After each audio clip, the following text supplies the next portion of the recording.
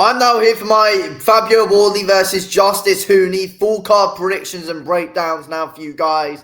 I'm hyped for this card. I am. Right, let's get right into it then. Starting with Dillian White's fight against someone who we don't even know yet. I'm filming this on the Tuesday and it hasn't even been announced who he's bloody fighting.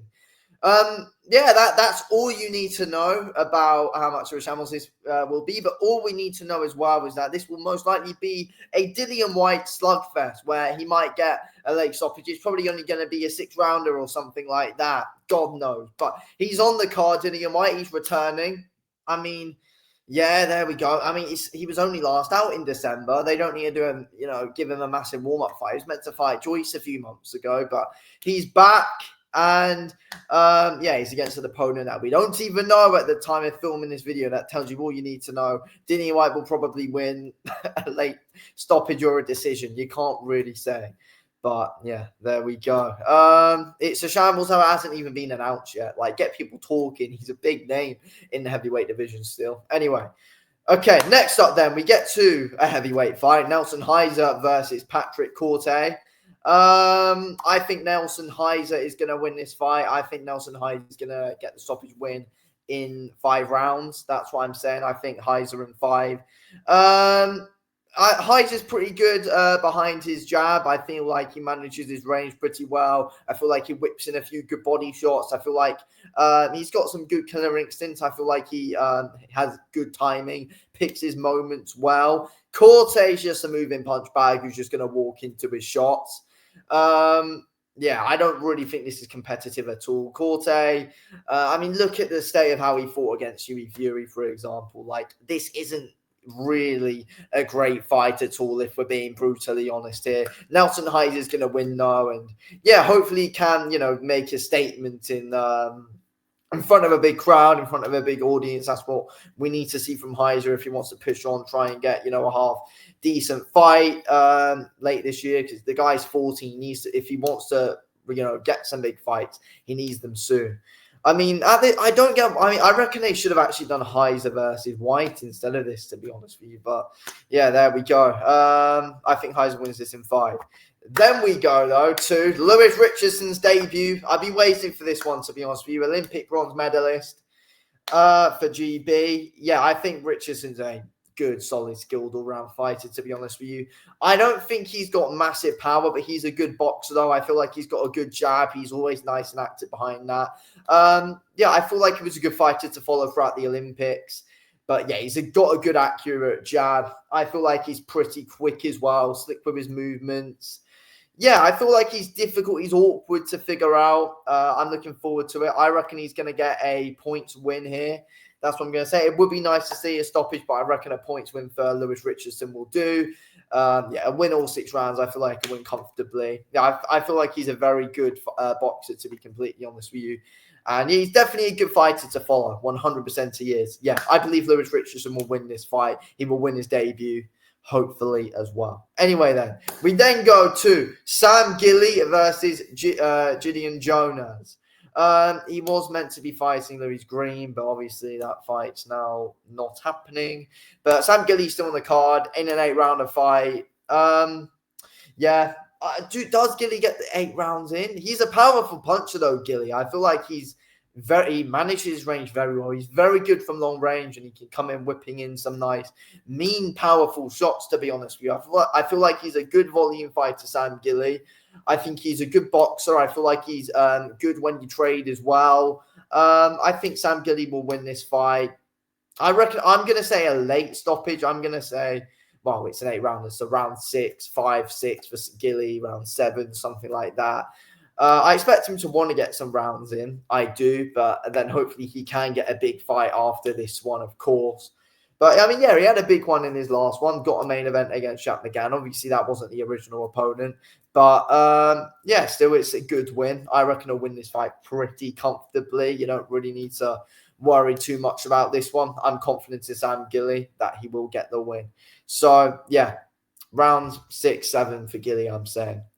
Okay, then. Next up, we then go to Piers O'Leary versus Liam Dillon. This is an interesting fight. I really do rate Piers O'Leary, though. So I'm going with Piers O'Leary to win this fight. I feel like he's a very good I feel like he's very good in the pocket, and I feel like he's very smart as well. He's got very good timing. I feel like he picks his shots well. He's dangerous. He's got big power in his hands, and yeah, he's fast. He's unpredictable. You don't want to trade with him, and that's something that Liam Dillon can't afford to do in this fight. He can't afford to trade with someone like Piers O'Leary. Liam Dillon boxes quite well, but at times, when it goes on, we saw it in the Ryan Garner fight.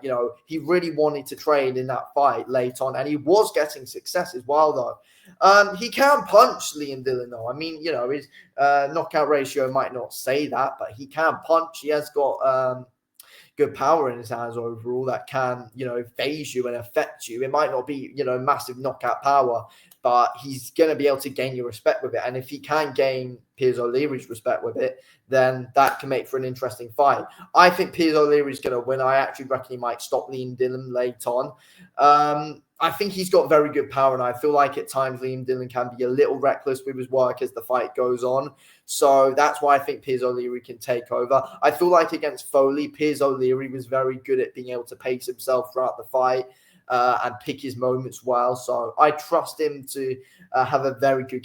I trust him to have a good gas tank. That's what I think about Piers O'Leary. With Liam Dillon, I'm not as sure on his gas tank, and that is why I do think there's a good chance he does get stopped late on in this fight. But I do think this could be a very good fight. It could be fight of the night. I feel like it's a very intriguing fight, but I'm going with Piers O'Leary late on with a stoppage.